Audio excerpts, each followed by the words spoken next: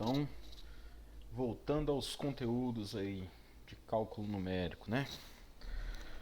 Paramos no zero de funções reais, terminamos, né? Estávamos prontos para fazer uma avaliação e agora a gente vai dar continuidade em interpolação, tá ok? Bom, pessoal, para que a gente interpola, né? A gente interpola dados, tá? A gente interpola pontos no plano, ok? Então, basicamente, a gente tem o objetivo nosso aqui é pegar um conjunto de pontos, tá? Um conjunto de dados de uma função, dado uma função, por exemplo, uma função temperatura em função do tempo, tá? Então, por exemplo, da 1 até o meio-dia aqui foi registrado várias temperaturas aí, certo? De um sensor aí qualquer. E aí o objetivo aqui da interpolação, certo? Se eu tenho pares aqui, né? Pares aqui, posso pegar esses pares aí e marcar no plano. Acho que todos concordam, né? Se eu tenho esses pares aí, o objetivo da interpolação é descobrir a melhor curva contínua que passa por todos esses pontos, tá? Nós estamos falando de regressão, tá? Não estamos falando disso, nós estamos falando de interpolar. Interpolar é, por exemplo, ter a função contínua, né? Que passa pelos pontinhos que eu tenho, todos, tá? Todos os pontinhos, descobrir a função, certo? A interpolação que a gente vai fazer primeiro, a interpolação que a gente vai estudar é a polinomial, certo? Então, o que a gente vai descobrir são formas de encontrar um mesmo polinômio, técnicas de encontrar o mesmo polinômio, tá? A primeira técnica vai ser através de um sistema linear, a segunda vai ser através de Lagrange, a segunda, e a terceira vai ser através do clássico Newton, né? Então, por exemplo, imagine que a gente tem aqui o tempo e a temperatura em função do tempo. Então, 1 hora da manhã 17 graus, 2, 19, e aí sucessivamente. E por algum motivo aí de uma pesquisa ou sei lá o que, a gente precisava saber a temperatura no horário das 7h30, né? Então nós poderíamos tentar jogar, por exemplo, num plano, né? Aí, por exemplo, 1 hora da manhã, 17 graus, 2 horas, 19, 3, 15, né? E assim foi, né? Teve uma baixa de temperatura, aí a temperatura foi aumentando, aqui teve uma baixazinha aqui, né? Comparando e tal. E aí lá por 7h30, que é por aqui, né? É exatamente aqui, a temperatura você poderia falar, ó, se entre 7 e 8, né, a temperatura foi 23 graus, eu iria supor que 7h30 a temperatura aí não oscilou. Porém, essa interpretação aqui foi levando em conta que nós fizemos uma interpolação linear por partes, vocês concordam? Ó, a cada hora eu fiz um segmento de reta, segmento de reta, segmento de reta, segmento de reta, reta, reta, reta. E essa interpolação, às vezes, ela não é a mais bacana, tá? Ela não é a que reflete melhor o experimento, tá? Por quê? Porque aí nós temos um teoreminha do estudo do erro, que vai ser a parte final do estudo da interpolação, que vai mostrar para a gente que quanto maior o grau do polinômio, menor o erro. Se nós fôssemos fazer esse tipo de interpolação aqui, tá? O grau do polinômio que, que a gente poderia obter aqui seria menor ou igual que 11. O polinômio de grau 11, pessoal, lembra? É o polinômio que tem x elevado a 11. Não é tão simples, obter um polinômio de grau tão alto, tá ok? É um polinômio que ia ter que passar aqui, aqui, sei lá como é que ficaria o comportamento desse camarada, a olho nu assim, não dá pra saber, tá pessoal? O polinômio de grau 11, o desenho não é tão simples.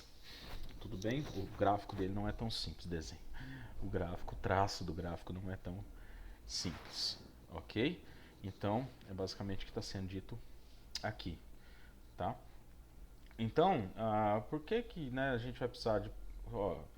quando podemos precisar da interpolação, né? São conhecidos somente os valores numéricos de uma função, os pontos, para um conjunto de pontos, e é necessário calcular o valor da função em um ponto não tabelado. Esse exemplo. A função em estudo tem uma expressão tal que operações como diferenciação e integração são difíceis. Ó, a gente vai estudar isso daqui, integração numérica. mais adiante, tá ok? Interpolação vai cair muito bem no estudo de integração numérica, beleza? Então, no exemplo acima, estaríamos satisfeitos se o polinômio de aproximação fosse de grau menor ou igual a 11. É um baita de um polinômio aí, bem difícil de encontrar, certinho? Bom, então a gente vai basicamente em busca disso. O objetivo, pessoal, então, vai ser o seguinte. Então vamos para a teoria, tá? Então nós vamos agora em busca da teoria. Vamos considerar n mais um pontos, chamados de nós da interpolação.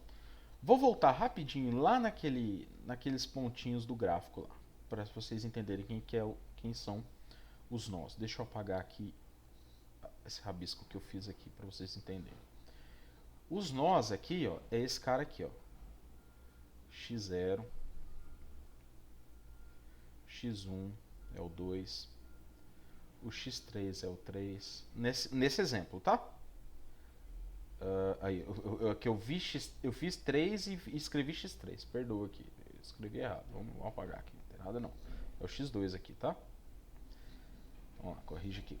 Esse aqui é o x2, é o 3, o x3 é o 4, e assim sucessivamente, tá? Esses camaradas aqui no eixo x, que é o tempo, eles são os nós de interpolação, beleza? Tudo bem? N mais U. Então vai dar 11 pontos aqui até chegar no 12. Então voltamos para lá, tá? Para que vocês entendam na prática aí o que está falando lá. Né? Então, considere os x0, x1, x2 até n. Quantos pontos eu tenho aqui? N mais 1. Por quê? De 1 até n, n. Com x0, 1. São chamados os nós de interpolação. E os valores da f nesses pontos. Então, a gente tem a tabelinha. Então, nós temos a tabelinha, né? Nós temos a tabelinha. Que dado assim, né? X, f de x. Aqui é x0, x1, x2, tararara, até xn. Aí eu tenho a f aplicada, que é a temperatura, né? Ok? Até f de xn, certo? A forma de interpolação, tá? Isso aqui chama-se hipótese de interpolação. A forma de interpolação de fx consiste em obter uma função g tal que a g aplicada nos nós tem que ser igual à minha função dos dados aqui, a minha função aplicada nos nós. Isso aqui é chamado de hipótese de... Vou escrever bonitinho aqui. Hipótese de interpolação. Certo? A função que eu estou buscando tem todas as técnicas que a gente vai ver vão ter que respeitar a hipótese de interpolação. Caso contrário, não é um polinômio interpolador. O primeiro exemplo que a gente vai descobrir dessa g de x nossa, não todos, para falar a verdade, a gente vai chamar de Pn de x. Por quê? Porque é um polinômio interpolador de grau n. O primeiro candidato nosso é aquele polinômio de grau n geral. Deixa eu colocar ele para baixo. Aquele polinômio clássico. O que é um polinômio clássico de grau n? A n de x elevado a n mais a n menos 1, x elevado a n menos 1, mais tan. Isso aqui é um polinômio de grau n, né? Se a n for diferente de zero. A2x ao quadrado mais a1 de x mais a0. Certo?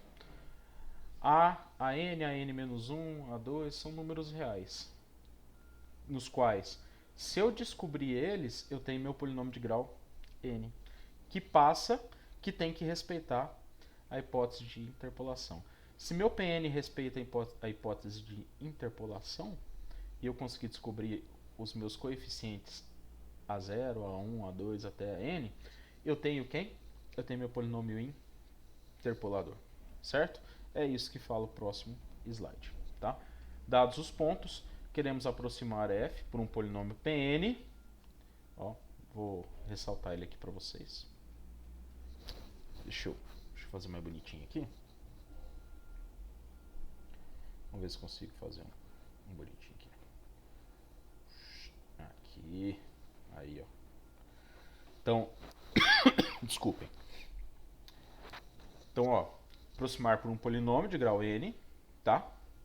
Aqui. Só que ele tem que respeitar, pessoal, a hipótese de interpolação. Que é qual? A minha f. Opa, deixa eu escrever certinho aqui. Tá. O meu polinômio aplicado no ponto x0 tem que ser igual a quem? F de x0. Lembra que f de x0 é dado, certo? O meu polinômio aplicado no ponto x1 é igual a f de x1, que é dado. E assim, pessoal, vai indo até você chegar em Pn, xn é dado, é igual a f de xn. Isso é respeitar a hipótese de interpolação. Eu só troquei meu g por Pn, certo? E aí eu ganhei esse meu sistema linear, tá? Aí eu vou fazer uma pergunta daqui a pouco. Então eu ganhei meu sistema linear aqui com vocês, certo? Onde? O que eu fiz aqui, que aconteceu dessa passagem aqui? No lugar do x, você trocou por x0. Aqui, ó, x0, x0, tudinho.